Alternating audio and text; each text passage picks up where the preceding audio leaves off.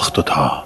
रमेश अपने ऑफिस से घर की ओर जा रहा था। सुनसान रास्ता और सन्नाटे की आवाज, लेकिन रमेश बेखौफ था क्योंकि वो रोज इसी रास्ते से अपने घर जाता था।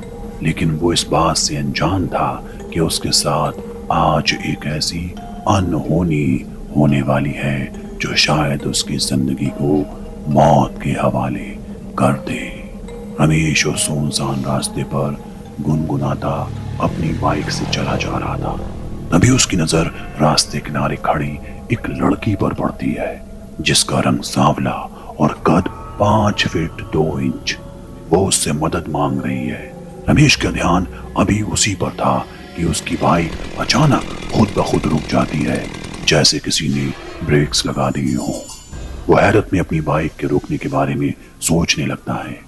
तभी मदद मांगती हुई लड़की बोलती है, मेरा नाम राधिका है, क्या तुम मुझे मेरे घर तक छोड़ सकते हो? उसकी आवाज से एक पल के लिए रमेश थोड़ा डर सा जाता है क्योंकि उसके नाम बताने का तरीका आम इंसान जैसा नहीं था। इधर लड़की रमेश के मन को भाने लगती है और वो डर भूलकर उसकी मदद करने के लिए तैयार हो जाता है। वो बिना कुछ सोचे ही उसे अपनी बाइक पर बिठाकर चल देता है। बाइक सुनसान रास्ते पर चली जा रही थी और कुछ दूर ही पहुंचती है कि वो लड़की बाइक से अचानक गायब हो जाती है। रमेश को जैसे महसूस होता है कि लड़की उसकी बाइक पर नहीं है। वो पीछे देखता है तो वो सड़क पर पड़ी थी, उसके सिर से खून निकल रहा था। वो बाइक रोककर लड़की के पास पहुंचता है और डॉक्टर के पास चलने को कहता है, लेकिन वो लड़की मना कर देती है और अपने घर चलने के लिए कहती है। अब रमेश मना नहीं कर पाता। वो उसे बाइक पर बिठाकर उसके बताए रास्ते पर आगे बढ़ जाता है। रमेश की बाइक अब राधिका के घर के सामने थी। उसके घर पर कोई नहीं था और रमेश को उसका घर मानो भूत बंगला लग रहा था। रमेश डरता डरता उसके घर के दरवाजे पर पहुंचा और राधिका को छोड़कर चलने की बात कहता है क्योंकि अब धीरे धीरे रात बढ़ रही थी। रात का अंधेरा और खंडेर जैसे घर की हालत अब रमेश के माथे पर डर को साफ जाहिर कर रही थी। तभी एक डरावनी सी आवाज आती है, आज रात तुम्हें मेरे साथ सोना होगा। ये सुनकर अचानक रमेश और ज्यादा डर जाता है और सोचने लगता है, यह आवाज तो राधिका की है, बिल्कुल उसी तरह जिस तरह उसने बाइक रोकने पर अपना नाम बताया था। रमेश उस घर से बाहर भागता है और अपनी बाइक स्टार्ट करने की कोशिश करता है, लेकिन घबराहट में उसके हाथ से चाबी गिर जाती है और जब वो चाबी उठाता है तब उसकी बाइक के पास पड़ी एक लाश की उंगली भी उसके हाथ में आ जाती है। वो नजर उठाता है तो उसके चारों तरफ मर्दों की लाशें ही लाशें दिखाई दे रही थी। ये खौफनाक मंजर देखकर वो घबरा जाता है। अब वो भागने की कोशिश कर ही रहा था कि उसके सामने राधिका खड़ी दिखाई देती है। वो अपनी डरावनी आवाज में पूछती है, तुम इतना क्यों घबरा रहे हो? ये सब भी तुम्हारी तरह डर कर भागना चाहती थी, लेकिन यहाँ से कोई नहीं भाग सकता। अब तुम्हें वही करना होगा जो मैं चाहती हूँ। अगर तुमने नहीं किया तो तुम भी बहुत जल्दी मारे जाओगे, और तुम जिंदा रहना चाहते हो तो तुम वही करो जो मैं चाहती हूँ। इस पर रमेश डरता हुआ अपनी गर्दन हिलाकर हाँ कहता है। ये सुनकर राधिका बहुत खुश हो जाती है। वो रमेश को अपने कमरे में ले जाती है। कमरे की सजावट देखकर रमेश की आंखें खोली की खोली रह जाती हैं। वो डरते डरते राधिका से पूछता है, तुम कौन हो? ये सब क्या है? राधिका बोलती है, तुम्हें बस मेरे साथ सोना होगा और तुम अपने घर जिंदा जा सकते हो। जो मेरे साथ सोने से इनकार कर देता है उन सब का हाल तुम देख चुके हो।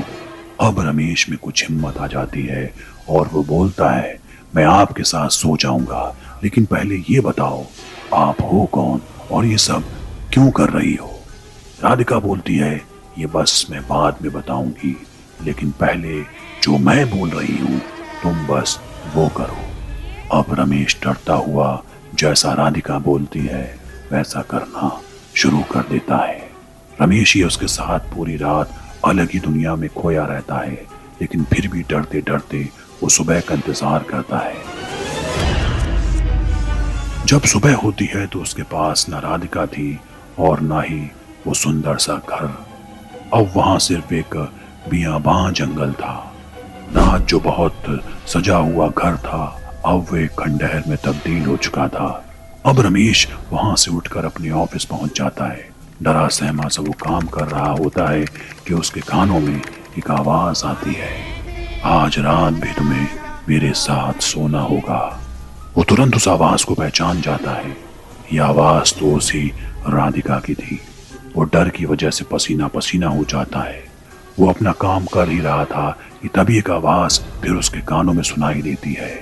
वो आवाज उसकी कलीग की थी जो बोल रही थी, रमेश तुम आज घर नहीं जाओगे क्या?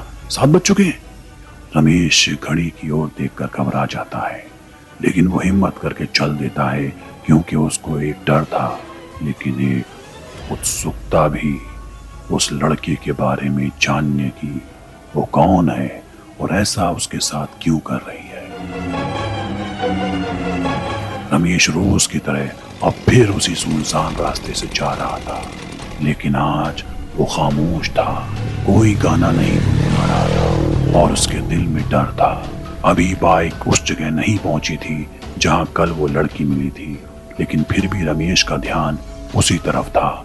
लेकिन अचानक उसको महसूस होता है कि उसकी बाइक के पीछे कोई बैठा है और उसके कंधे पर किसी लड़की का हाथ रखा है।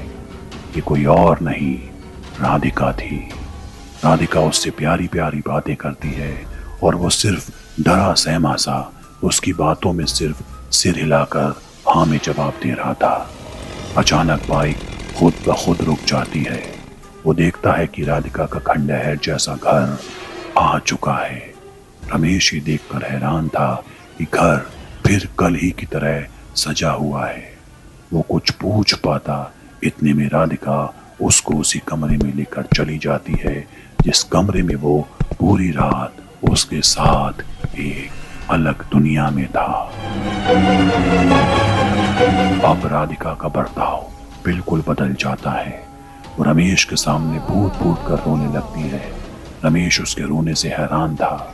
वो उसके हाथ को थाम कर पूछता है, राधिका बताओ आखिर बात क्या है और तुम हो कौन? फिर शुरू होती है राधिका की जिंदगी की वो दर्दनाक कहानी। राधिका बताती है कि मेरा असली नाम कविता है। मैं पास के गांव राजपुर की रहने वाली हूँ। मैं भी एक हंसती खेलती लड़की हुआ करती थी। मेरे पिता मुझे डॉक्टर बनाना चाहते थे और इसलिए उन्होंने मुझे शहर पढ़ने के लिए भेज दिया। करीब 10 साल पहले दिवाली के ठीक 4 दिन पहले पापा ने मुझे फोन करके गांव आने को कहा ताकि त्योहार को सभी लोग साथ मिलकर मना सकें। मैं अगले दिन अपने कॉलेज को खत्म करके बस से गांव चल दी। रात हो चुकी थी। बस में खराबी आ गई। बस वाले ने सभी सवारियों को उतार दिया और किसी दूसरे वाहन से अपनी अपनी मंजिल को जाने की सलाह दी। मैं भी गांव जाने के लिए किसी वाहन का इंतजार करने लगी कि तभी गांव का एक लड़का मोहित बाइक से गुजरता है। वो मुझे देखकर रुक जाता है और कहता है कि वो उसे गांव छोड़ देगा। वो मोहित को जानती थी, इसलिए उसकी बाइक में बैठकर गांव की तरफ चल देती है। लेकिन मोहित गांव न जाकर बाइक को दूसरे रास्ते पर मोड़ देता है। जब वो इसका कारण पूछती है तो वो बोलता है कि उसके चाचा पास ही एक घर में हैं, उनसे मिलकर निकल लेंगे। मोहित का भरोसा करके मैं उसके साथ उस घर में चली जाती हूँ। मोहित की नीयत खराब थी और वो वहां ले जाकर मेरा बलात्कार करता है। इसके बाद वो मुझे घर में बंद करके आग लगा देता है। मैं चीखती हूँ, चिल्लाती हूँ, लेकिन वहां मेरी आवाज सुनने वाला कोई नहीं था। तब से मेरी आत्मा यहाँ सड़क पर घूमती है। और नौजवान लड़कों से लिफ्ट मांगती है। जिस लड़के की नीयत खराब होती है मैं उसे मौत के घाट उतार देती हूँ। आज तुम जिंदा हो उसकी वजह ये है कि तुमने मुझे बुरी नीयत से नहीं देखा।